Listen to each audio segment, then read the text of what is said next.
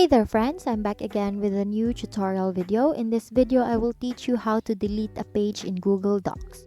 So to start, open your Google document. So deleting a page in Google Docs is actually quite simple.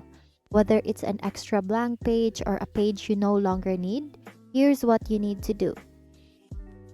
So once the Google document is open, make sure you're on the page you want to delete.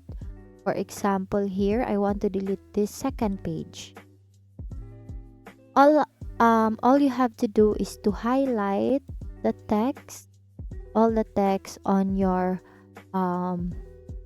page, and then press the backspace key or the delete key on your keyboard. And then after that, it will erase the text on the page and another blank space to delete the page. If you're worried about accidentally deleting content, don't be. Google Docs is smart enough to only remove the page without affecting any other content. And that's it. You now know how to easily delete a page in Google Docs. It's a quick and handy trick that can help keep your documents neat and tidy. Thank you for learning with me today. Once again, thank you for watching how to delete a page in Google Docs. See you on my next video.